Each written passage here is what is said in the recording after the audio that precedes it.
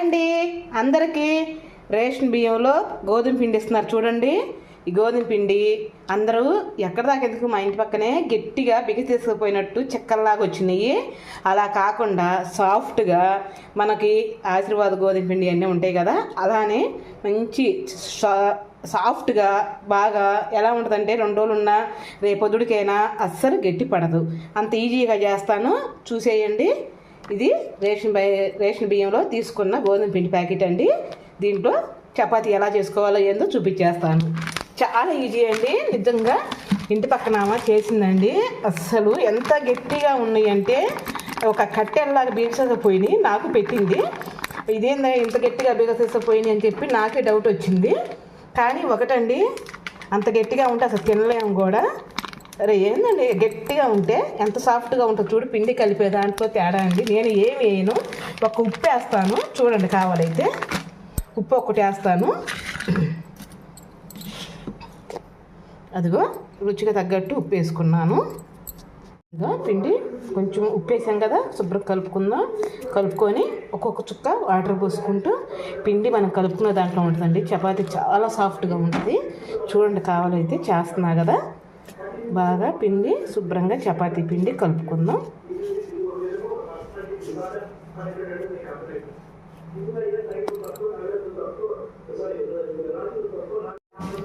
చూసారా ఎలా కలుపుకున్నానో పిండి. బాగా సాఫ్ట్గా కలపాలండి. కలిపి కనీసం ఒక 10 నిమిషాలు నానబెట్టుకుంటే బాగుంటుంది. ఎంత సాఫ్ట్గా ఉంటాయోనండి, నిజంగా అసలు గట్టిగా రావు. ఇంకా మంచిది కూడా ఆరోగ్యానికి. బాగా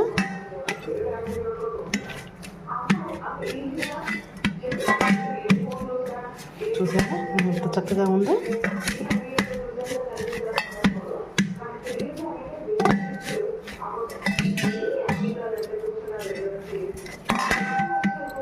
ఓకేనండి, ఇంకా మనం చపాతీ చేసేసుకున్నాం. ఒక 5 నిమిషాలు నానబెట్టుకున్నామండి. మూత పెట్టేద్దాము. ఇదండి బాగుంది కదా, 10 నిమిషాలకి ఎలా వచ్చింది చూడు, మంచి సాఫ్ట్గా వచ్చింది. ఇంకా మనం చేసేసుకుందాం. నేను పేపర్ మీద చేస్తున్నాను అనుకోవాకండి, పేపర్ మీద చేస్తాను. అసలు ఎంత ప్రశాంతంగా ఉంటుందో. కొంచెం పిండి వేసుకొని కొంచెం గోధుమ పిండి మొద తీసుకొని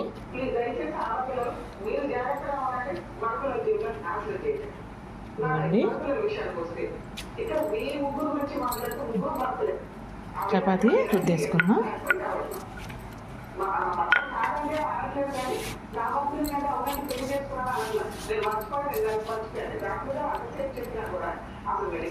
చేసేద్దాం చపాతీ అండి. చూసారా ఎంత రౌండ్గా వచ్చిందో, గుండ్రంగా వచ్చిందో చపాతీ. సూపర్గా ఉంటుంది. మరీ మందం కాకుండా మరీ పలస కాకుండా చపాతీ ఇలా చేసుకోండి. ఇంకా తీసేసుకుందాం దీన్ని.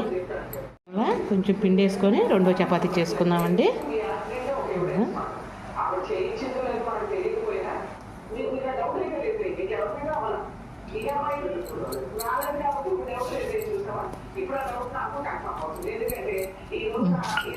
రెండో చపాతీ కూడా ఇంకా అన్ని చపాతీలు ఇలానే చేసుకుందామండి.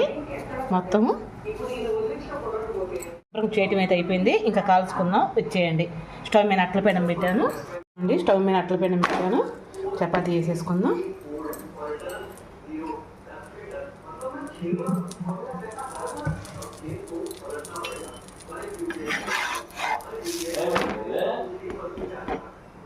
చపాతీ 2 పక్కల ఎర్రగా కాల్చుకుందాం. కొంచెం ఆయిల్ వేసుకుందాం. ఇలా మా ఇంట్లో సండే స్పెషల్ చపాతీ చికెన్ అండి, చాలా బాగుంది. ఇదిగో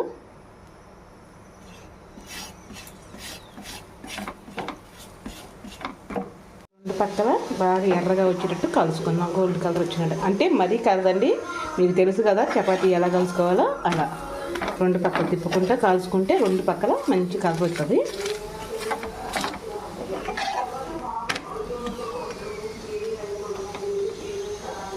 పక్కల ఎర్రగా కలుసుకుందాం. చూసారా ఎంత చక్కగా కలిందో.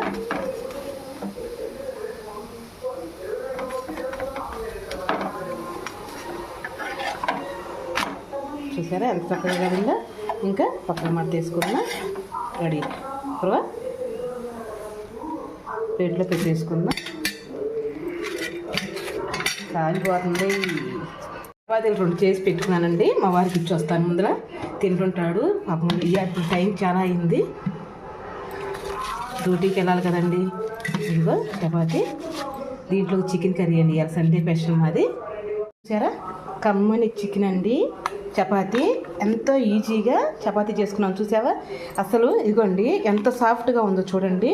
ఆమె చేస్తే తలా కత్తి పెట్టింది, అసలు గట్టిగా ఉంది. ఇదిగో చూడండి ఎంత సాఫ్ట్గా ఉందో, 2 ఏళ్ళతో తుంపేటట్టుగా. ఇదిగో అంత సాఫ్ట్గా వచ్చింది. చూసారా వీడియో? ఓకేనండి, ఇది మా ఆయనకి ఇస్తాను. మీకు కనుక వీడియో నచ్చితే ఒక లైక్, ఒక కామెంట్ చేయరా. రేపు మంచి వీడియోతో మీ ముందరకు వచ్చేస్తాను. అంతవరకు బాయ్ అండి. నచ్చిన అబ్బాయికి ఏం చేసినా నచ్చేది కాదు. మేనేజర్ నాకు ఆయన ఒకసారి ఆయనకి ఫోన్ చేశారు. ఆయన ఫోన్ చేసి మాట్లాడాను. బాగుంది కదా? ఓకేనండి, బాయ్ అండి. ఆయన వెళ్ళారు, పడుకున్నారు. తర్వాత ఏంటంటే ఆమె సరదాగా మాట్లాడితే నేను సరదాగా వాళ్ళ ఆవిడ ఐస్ క్రీమ్స్ తెస్తే, బాబా మీ వైఫ్కైనా నాకు